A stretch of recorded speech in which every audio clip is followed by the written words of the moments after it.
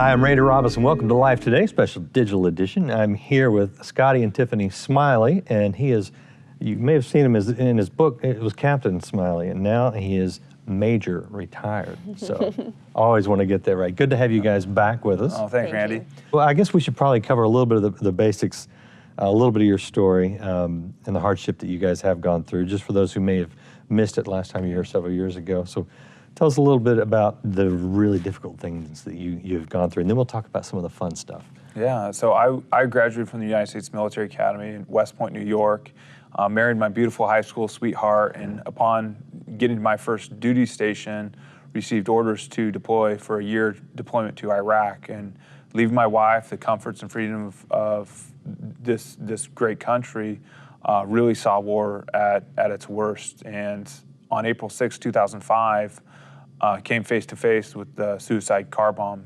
Again, the rules of engagement, you couldn't interact unless you knew it was a weapon, and so I surrounded him and yelled at him to get out of his vehicle. And I was standing in a Stryker vehicle, felt very protected.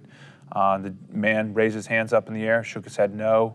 I responded again by yelling at him, and then he responded in the same manner and then let his foot off the brake, and that's when I shot approximately 2 rounds in front of his vehicle, and then he disintegrated, and shrapnel went in my eyes, blinded me for the rest of my life. So woke up about a week later in Walter Reed Army Medical Center, and that's when my life really changed and really began. Mm-hmm.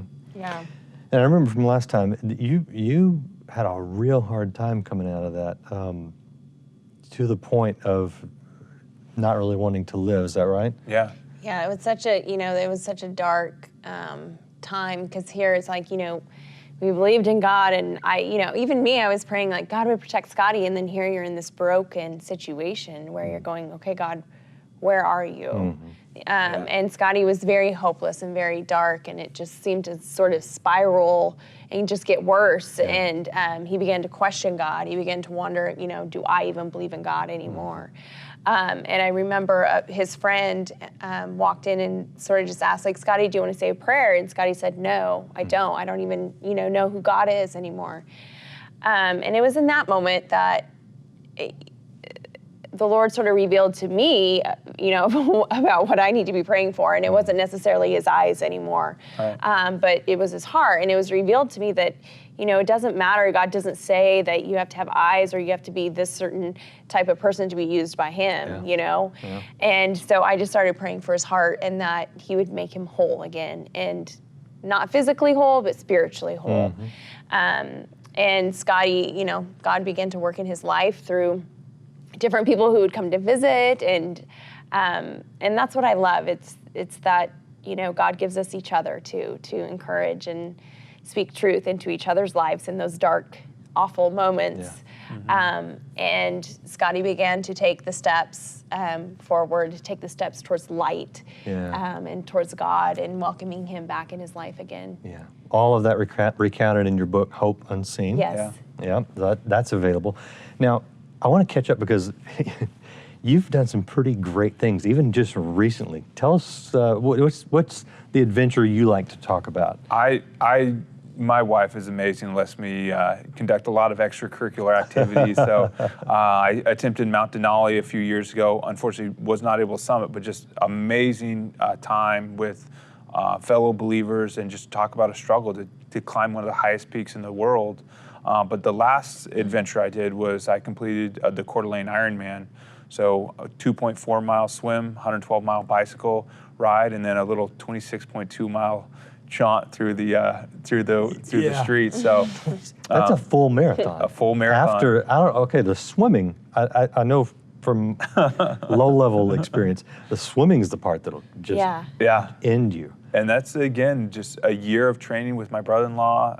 My wife enabled me to take the time, dedicate, for the sport. But for me, it was it's like the run of life. There's so many times I wanted to give up, so many times my partner wanted to give up, but it was that faith that the finish line is right around the bend. It's when we're struggling, being lifted up by your partner, being lifted up and just encouraged by the crowd, just cheering you on, really enabled us to put one foot in front of the other. And I bet.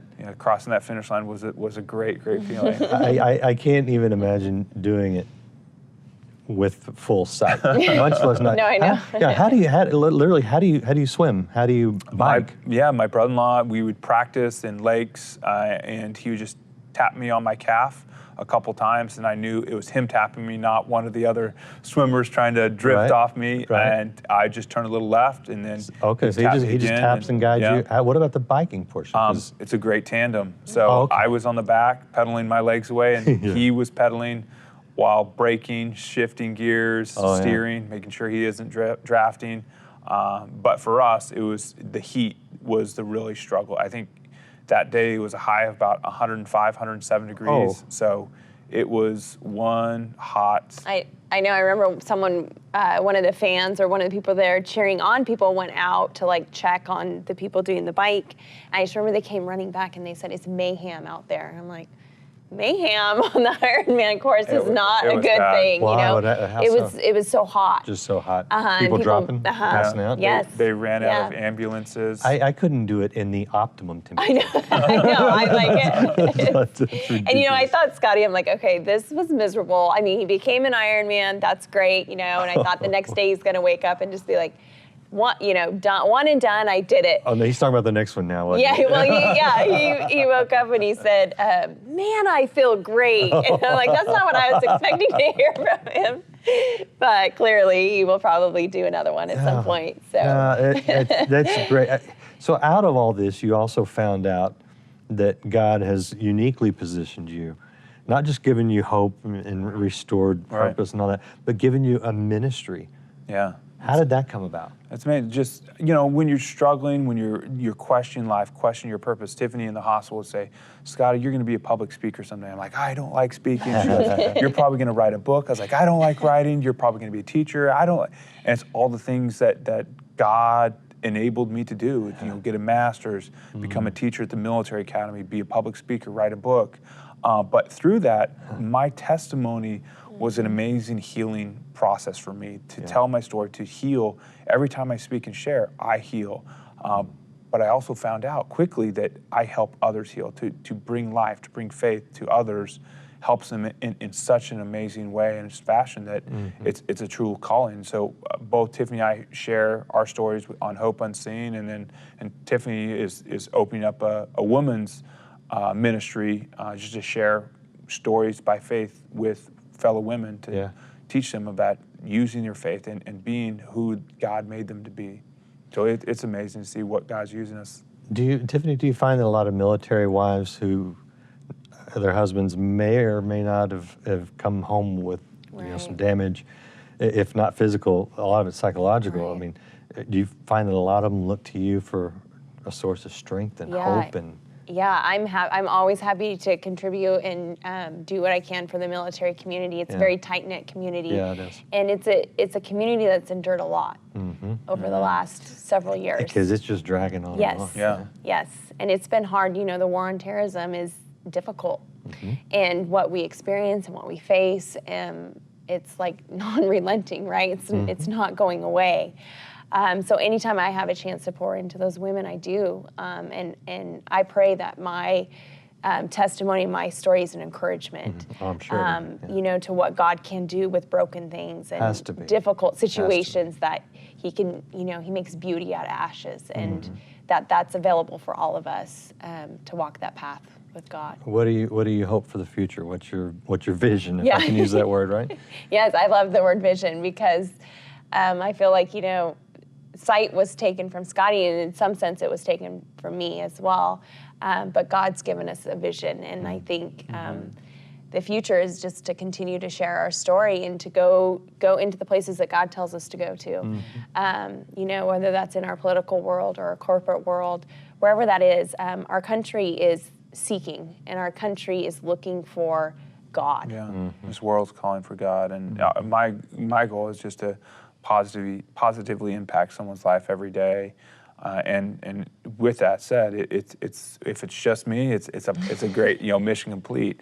But to know that there's so many people calling for God, and if God's going to use us as a vessel, then we're more than happy to share our story.